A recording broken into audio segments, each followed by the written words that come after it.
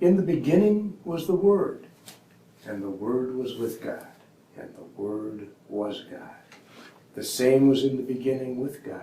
All things were made by him, and without him was not anything made that was made. In him was life, and the life was the light of men. Life was the light of men.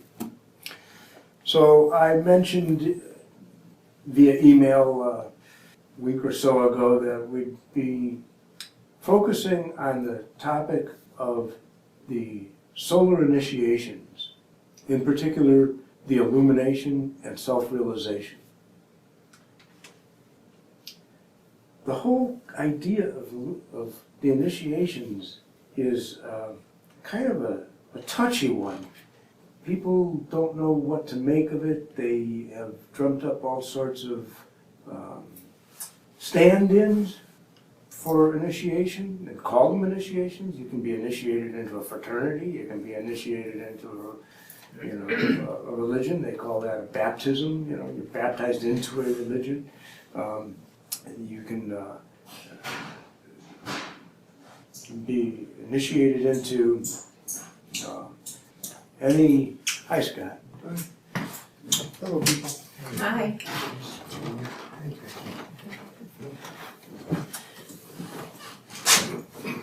You can be initiated into a club of some kind. You can pay your initiation dues, right? And all of these have their root in something that's real. There's a yearning in everyone to belong. We want to belong. We need to feel part of. And most of us, when we incarnate, lose our sense of connection and begin to identify with the animal body that we inhabit rather than with the spiritual body that we are. Now, the process of initiation is the process of uniting those two bodies. Okay? It's not a matter of denying the physical in favor of the spiritual. Okay? A common pitfall that people on the spiritual path have is that they want to sort of leapfrog over where they're at and who they think they are in order to become what they hope they are. And you can do that to a certain extent and have some really intense experiences and revelations and things happening, but you'll be an insane dude if you do that, as the case may be, because you are fractured and you're not doing anything to help that process of healing and bringing the two worlds together. Realization is a term that we hear a lot. Self-realization. And it means anything from accepting yourself as you are. I'm okay, you're okay. Self-actualization. Be all that you can be. Join the army. Be all that you can be. Find your innate potential and let it flourish. Okay, but what does that mean?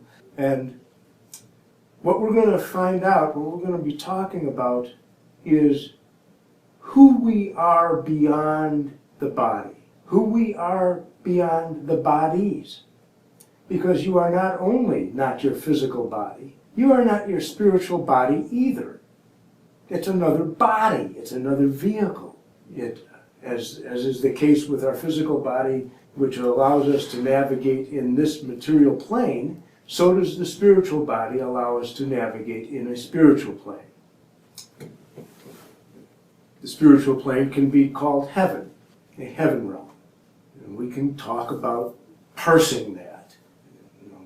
Lower heaven realms, higher heaven realms. We can talk about psychic planes, astral planes, mental planes, emotional bodies, all just tons of things. But we're going to keep it simple. We have a physical body, you have a spiritual body, and you have your soul/self.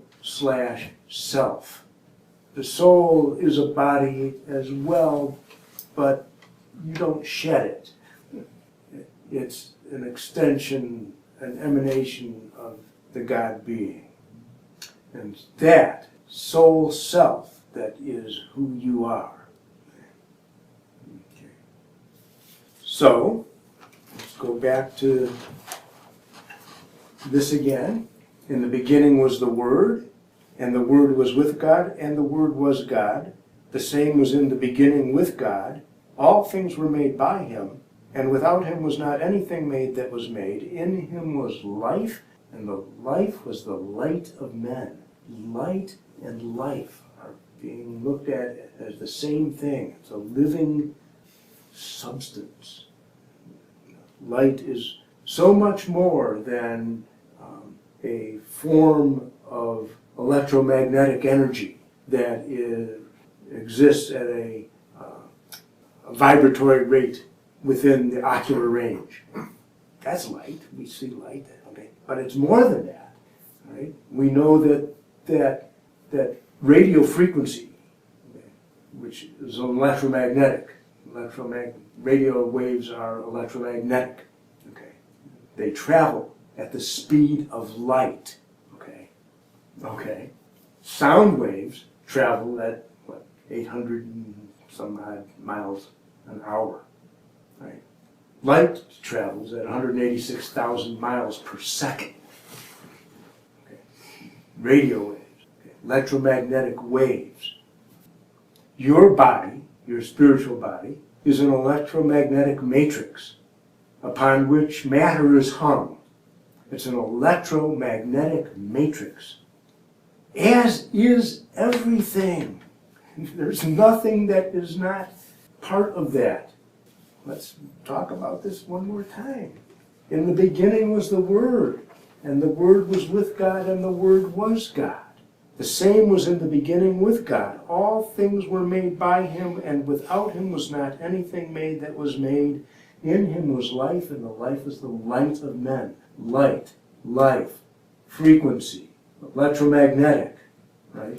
Everything is made of it.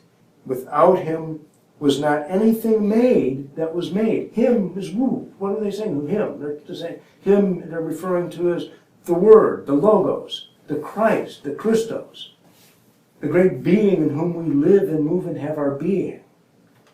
Outside of light, outside of the sphere of light, there is nothing. Everything that is, in other words, is comprised of light. The chair, as dense and solid as it seems, is just light at another vibration.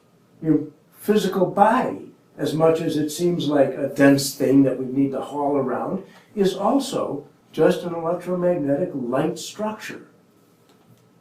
Okay. So if we get a sense of the fact that we're living in this great sphere of light that permeates everything, there's nothing. If it exists within that sphere of light. Okay. That light has a quality to it, a flavor, a personality to it. It's your personality, because you are a being of light. There's no part of you that isn't light. What I just said, that I've been reading over and over again, allows us to think that some part of us is not light. It's all relative, but it's all light. Right? So there's a wonderful mystery, a seeming dichotomy that we can experience by living in a material world in this plane. And that is that the wonderful reality that exists within us, the God being that we see within, the emanation of that being, which is light, and in that field of light is created the electromagnetic matrix of our spiritual body, which draws to it through the law of attraction, magnetic attraction, the molecules of other forms of light. All of that's within us. And yet at the same time, we can look at the sun in the sky and see our big brother.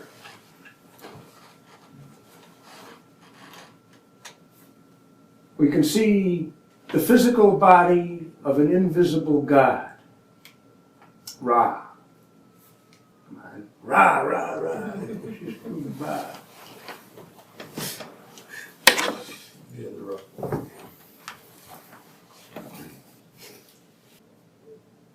And the adage of as above, so below kicks in, and we see that when we raise our hands like this in supplication and in prayer, where are we raising it to? There's nothing above us, there's no God in the sky, and yet something happens in us when we do that.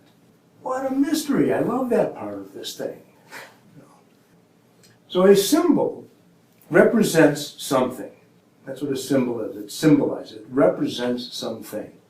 A living symbol is the thing which it represents.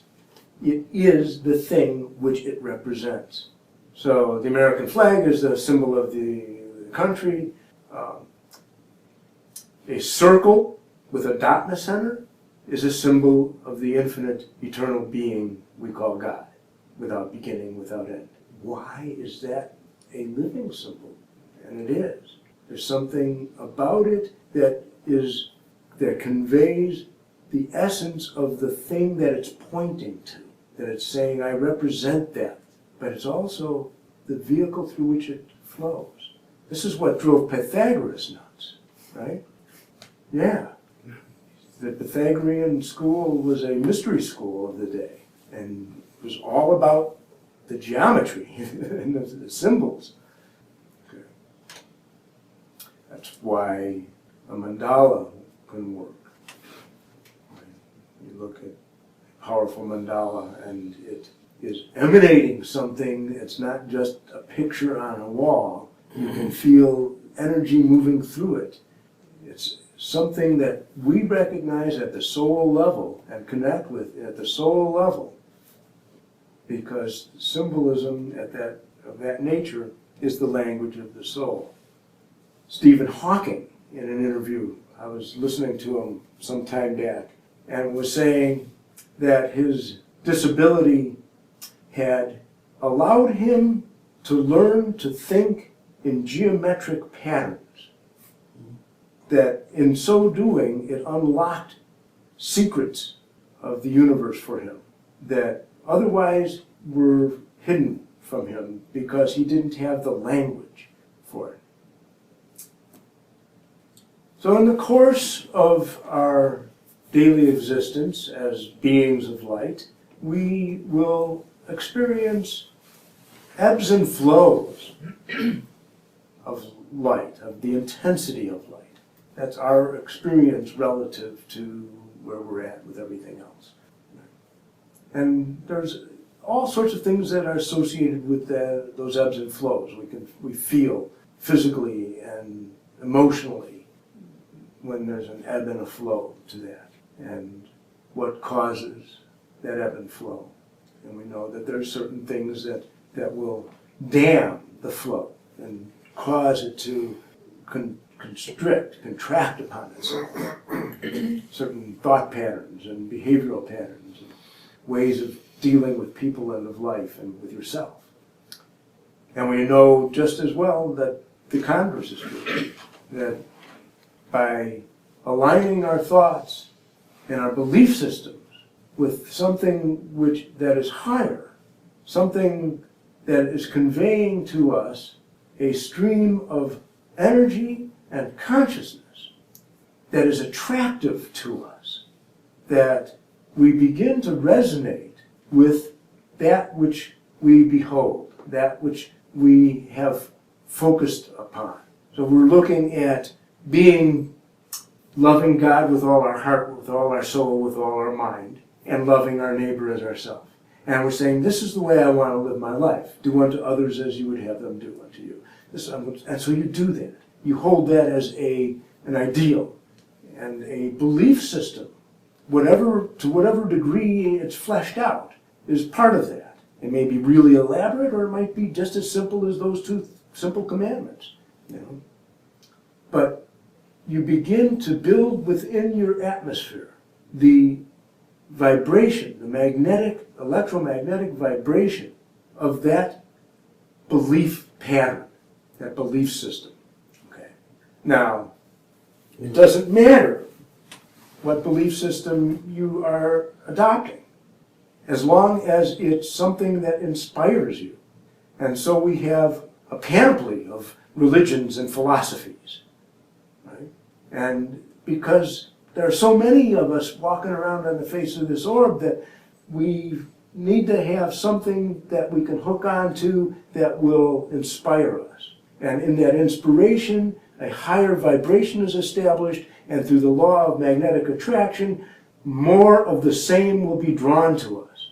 And the more of the same that is drawn to us, the higher we get, the more resonant we become with the thing that is behind the belief system, and we grow. That's the evolution of mankind. That's why religions exist. The purpose of all of those is to do away with the need for them. Any belief system. I can tell you that you are a self-soul and a spiritual body and a physical body, and that the sun in the sky is the physical representation, the physical body of an invisible God, and you have to toss it out at some point. Now, the deal is, don't toss the baby out with the bathwater. We all have gotten a sense of, the hypocrisy of religion, and that I'm a spiritual person, I'm not a religious person, thank you very much.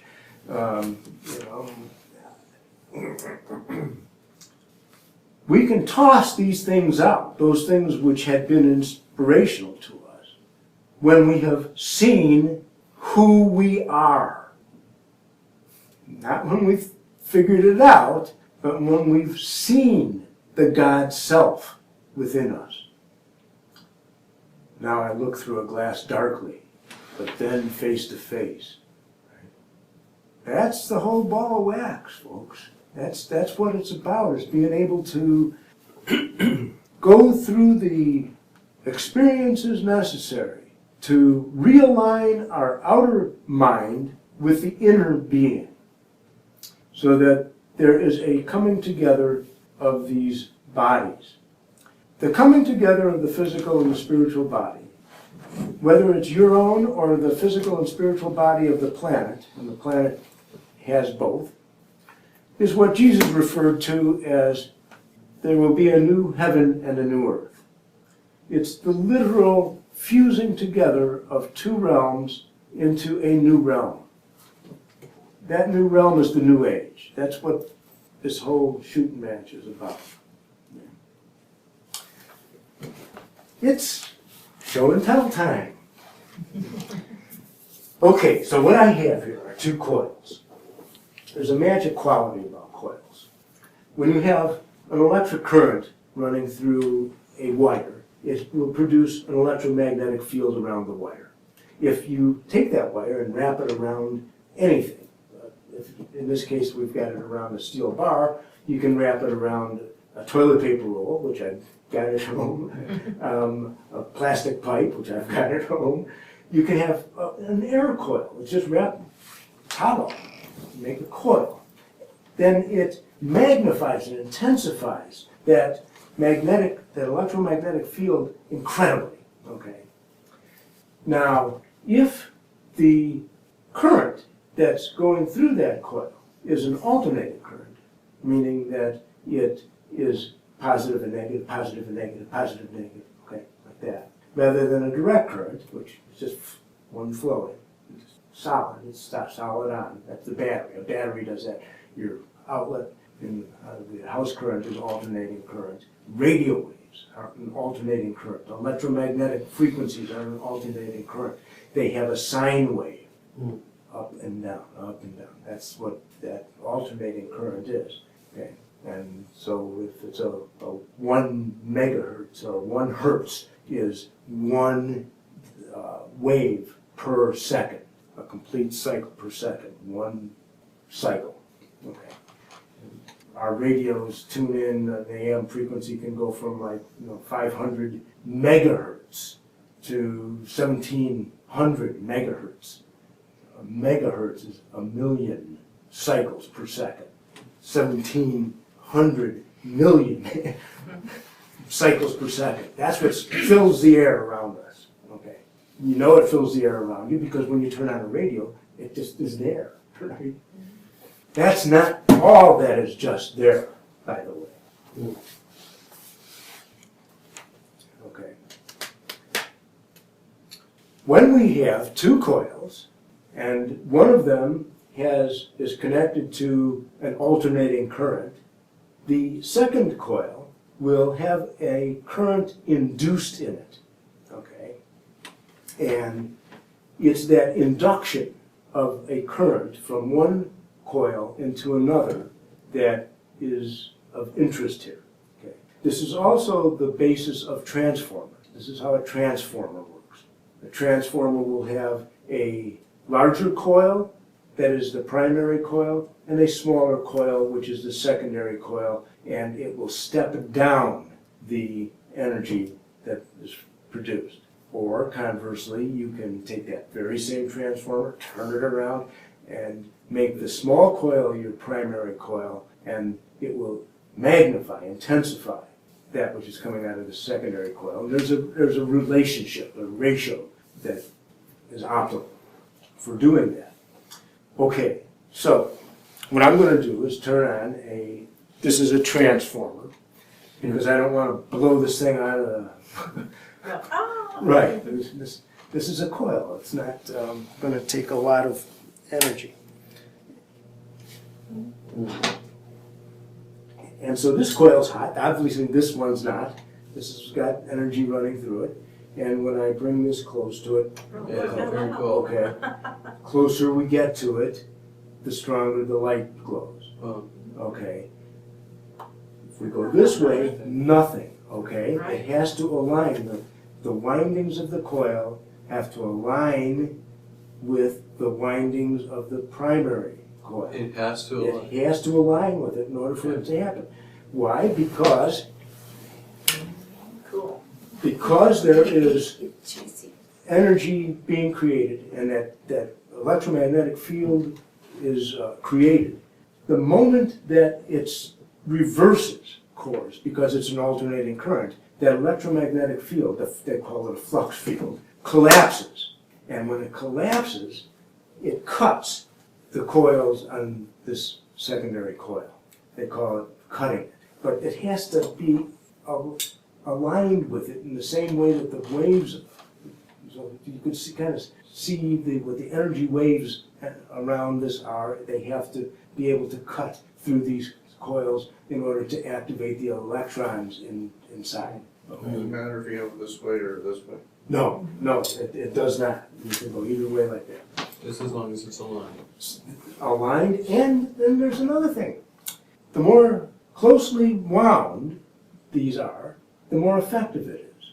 So if I had a very loosely wound coil and I held it up there, not too much. You got to wind it more tightly, more closely, and so we need to talk about what does that mean for us, okay? Because you can see I'm not, you can see where we're going with this.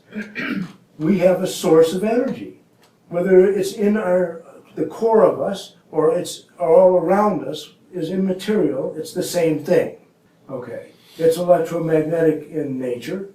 It is light. There's nothing but this light, this energy. So how do we align ourselves properly and get ourselves in closer proximity to it? And how do we wind our own coil so that we're able to take advantage of this? What do you think? That's very cool. And that you can see that what it wants to do. It's electromagnetic. So it's sitting next to it, it's not aligned to it. It's No, it is aligned. It is. It's a line. They're still aligned. It's still the coils. The lines of the coil are going in the same direction. That's what I meant by aligned with it. Yeah. So don't get So- stuck on an idea of what alignment is. There you go. That's right. Don't get stuck on it. But I've heard it's not good to be too tightly wound. I was waiting for somebody to say that. Yes. Wow. Well, somebody's going to come say, well, I want to experience illumination. How do I do that? How do I get aligned? Humility.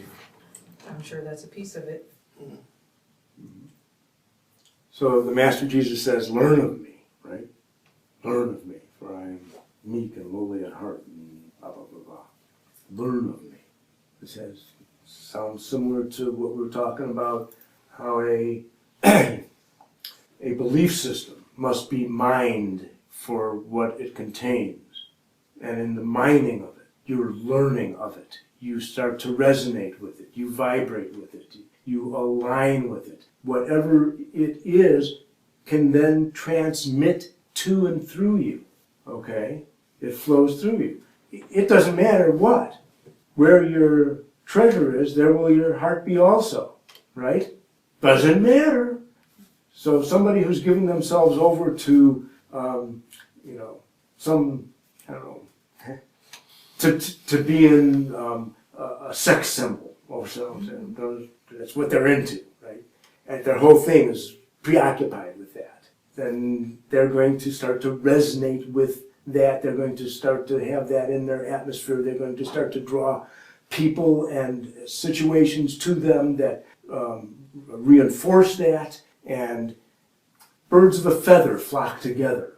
That's another way of saying it. Okay, why? Why is that the case? Because we have certain vibrations that are harmonically resonant with others. And as long as that's the case, there will be an attraction. We'll want to be together. Now, we may not like what it is that we're feeling the transmission. It's not the spiritual transmission that we were hoping for, that we would ideally like. Maybe it's a transmission of greed. Greed is good, we were told in the movie. Right?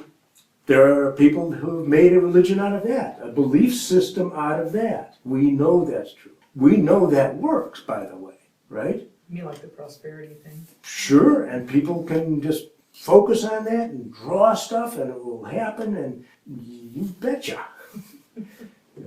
But is that what we want? Is that the whole deal? Now, there are ways to use all these different tools, but we want to learn what the highest purpose and function of the tool is before we start to dabble with them in other ways. Dabble means, I'm going to pray for a Mercedes. I really want a Mercedes. I'm going to visualize the Mercedes. I can see the keys in my hand. I can see the chauffeur. Man, I've got a chauffeur in the Mercedes. Okay, I see it all. It's just so clear. I can see the color. I can see the leather interior, the tucked and rolled, whatever. Right? Does anybody know what tucked and rolled is? I don't know. But buttoned and tucked. How about that? That's another one. So, and that works. Then you will get a Mercedes. That's the law. It's the law of attraction, the law of prayer, the science of mind. But boy, is that a short-circuited way of dealing with things. Go to the source.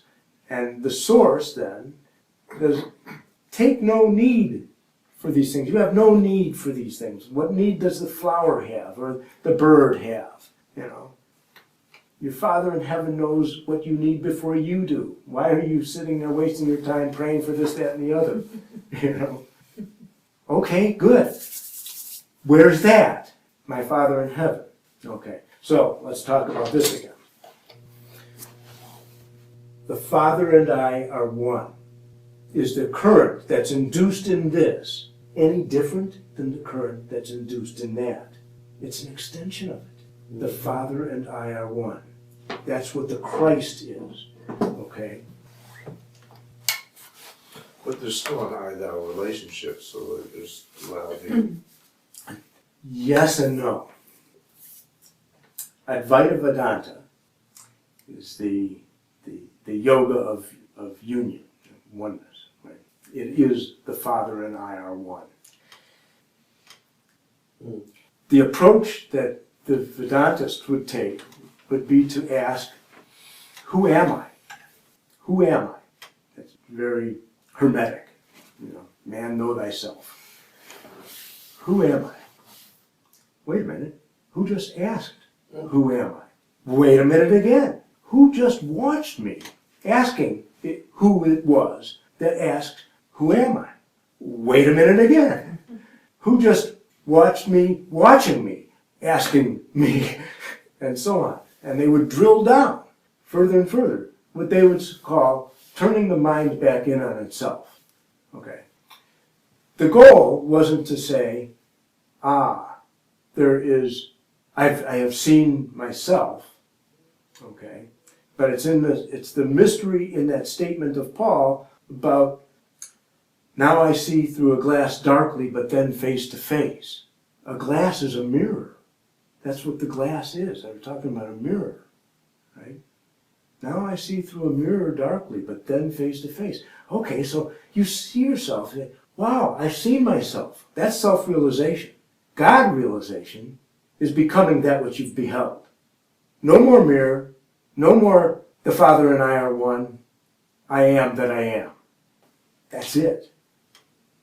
There's a fear in us that's generated by the animal body, which has its own consciousness, by the way, okay?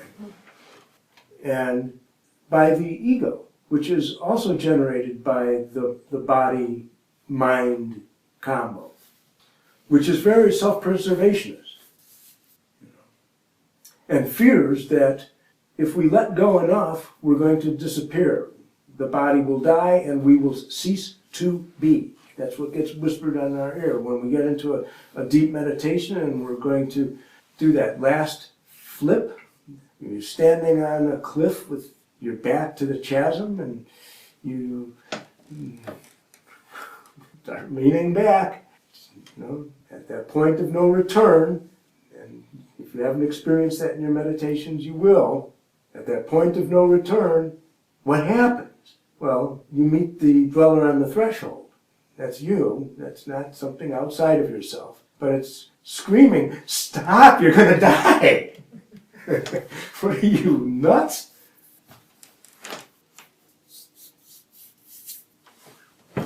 And so we're given these steps to take, because ultimately it's going to come to that letting go. And that letting go can happen now in a moment. It could happen at the end of your days. It could happen in your next lifetime. It could happen whenever it's going to happen.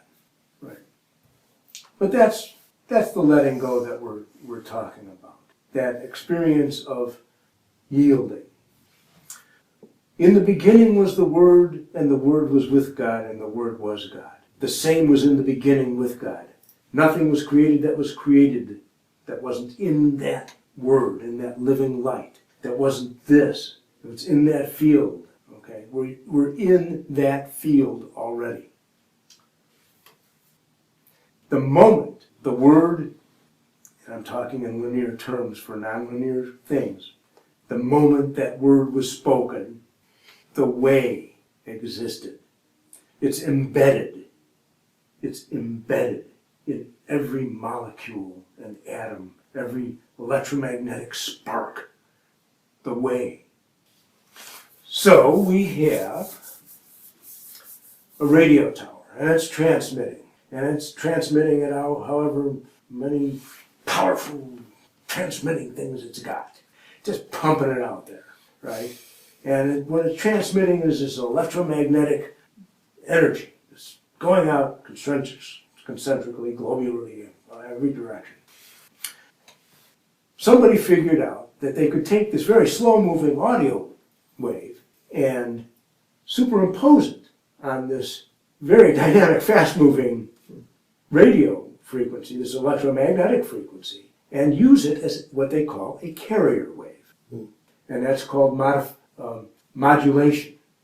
If you're modulating the amplitude, how high and how low these go, these waves, then that's called amplitude modulation, or AM. If you're modulating the number of times that the thing happened within a certain period, within a certain time frame, then it's FM, frequency modulation. Okay, but you've got this underlying thing, which is this electromagnetic energy with this other thing cobbled onto it. The moment the word was spoken, the moment that the Logos came into existence, the moment that the Christos was born and that there was a universe of light, and all things were created in that light and of that light, the way existed, the carrier wave. Okay? So we can look at all of the different frequencies, because you got one tower, it's beaming out all this energy, and it's got somebody over here is going to use this part of their frequency and say, okay, I'm going to go ahead and put my radio station here, and you can put yours here, and you can put yours here, and so on. And so then you have to have somebody on the other end who's able to dial in to whatever frequency it is and demodulate. That's the process. They call it demodulate. And there's through a use of a capacitor and a diode. You're demodulating. You're stripping off that audio frequency from the carrier wave, and now you can use that for hearing. It's audio again. Okay. It Yeah. has to get translated from electromagnetic into mechanical energy, because it has to move a speaker mechanically to create the compression wave so that you can hear it again as audio. That's where the diode comes in, because a diode is a crystal or mineral which has the property of allowing an electric current to move through it in one direction only. I don't know who figured that out and experimented with that, but they found that there's certain ones that are better at that than others, and the germanium crystal is one of the best. And so you have diodes now that are just made of the crystal. That's where the crystal radio came from. Mm. See, so I've got all these crystal radios I've just built. and the old school way was to have a little chip of this rock, this germanium diode, the germanium crystal, and a cat whisker they called it. It was just a little wire that would sit down on it, and you'd wiggle around, and when you got the sweet spot, it would all of a sudden you'd start to hear with no battery. You're not plugged into anything. You're able to all of a sudden use the energy of the wave itself to now operate your headset. Okay. And so that crystal blocks this process and makes it like this up here. It's no longer going down here. It became now virtually direct current, DC again. Okay. You have to have DC to operate your headset. It won't operate because there's a buildup of electrons on one side that would be offset by a buildup on the other side, and it won't move. And so it has to end up having just on the one side of the membrane that is the diaphragm for the headset. This doesn't even get into what the capacitor does, because the capacitor has everything to do with the statement of how long can you stand the presence of God without turning to the world for release. What's your capacity?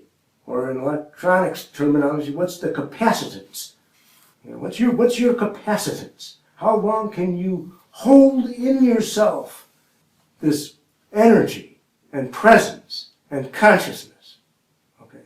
Because as you do, you become a sounding board, a resonator between you and the source of the vibration.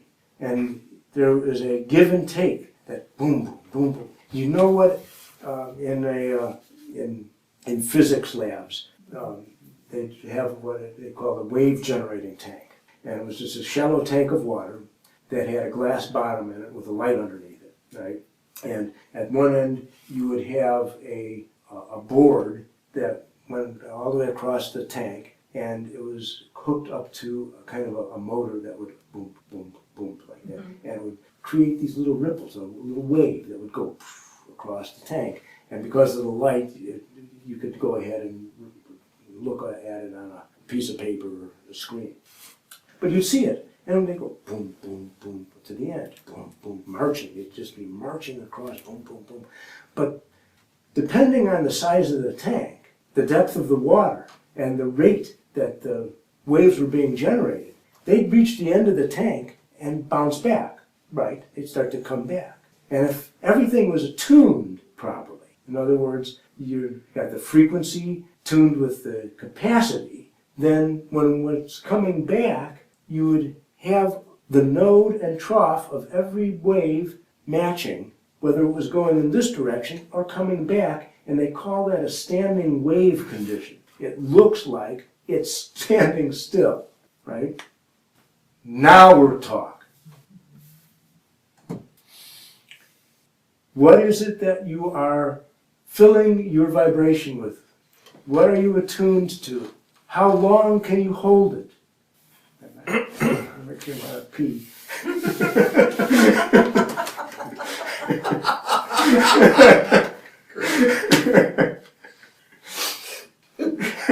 I thought the same thing, but anyway.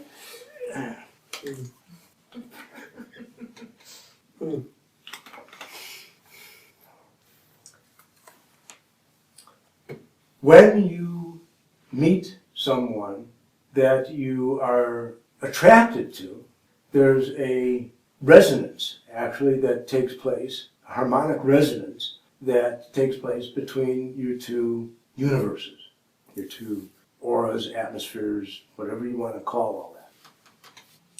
And the reason that there's a harmonic resonance is because your belief systems and your attitudes about life and self are close enough to the other person's to have created a frequency which, if not exactly the same, which is nigh to impossible, is in a harmonic relationship.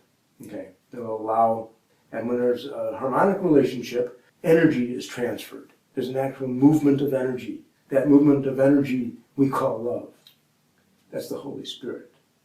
Okay, light, life, love. Love is the third point of the triangle. The Holy Spirit, Father, Son, Holy Spirit. Conscious mind, subconscious mind, activity. Conscious mind, subconscious mind, activity. Activity as in alternating current. Okay. When a student would meet their guru, and the Shela would ask the guru to take him on as a student, and when that relationship was forged, it's certainly a love relationship, it allowed for a harmonic relationship, this movement of love, spirit, life, energy, consciousness, to be transmitted so that the student, the Chela, would be a recipient of the spiritual transmission, is what we call it, right? The spiritual transmission. Learn of me, Jesus said, learn of me. If you love me, obey my commandments. Right? Because that spiritual transmission, that flow starts to happen, and that light bulb will light up, and that's the illumination. Okay? The illumination is when that normal ebb and flow of light that is taking place in your body, day in and day out, begins to grow in intensity, and you're having more experiences of an intense nature and a brighter, more brilliant light, and you're feeling and witnessing the effects of that light, that living light, that conscious light, the mind of Christ. The light is the flesh of the mind of Christ. Okay, literally, that's a good way of looking at it. And when you start to experience that, because now you're attuning with it, you'll find that at a time, at a point, that light can be sealed into the very cells of your body.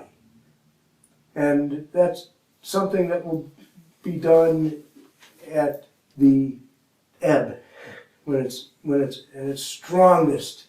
Do I have that right? Ebb is the strongest thing. Ebb, tide, and when it flows out, or is it the other way I around? think it's the other way around. So let's forget about that analogy. Either way.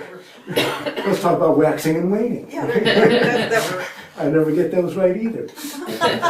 when it's at its strongest. Excellent. Right.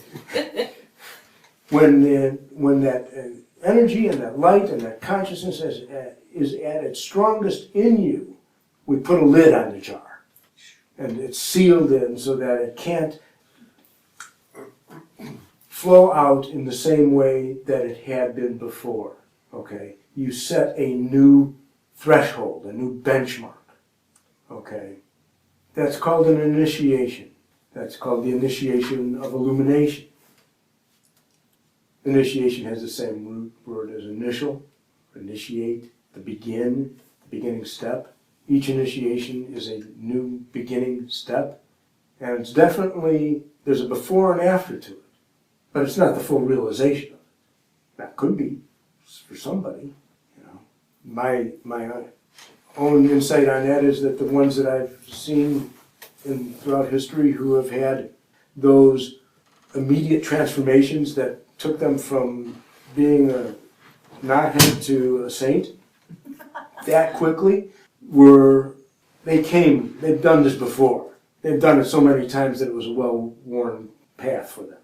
And when that bell rang, boom, they were there. So, excuse me.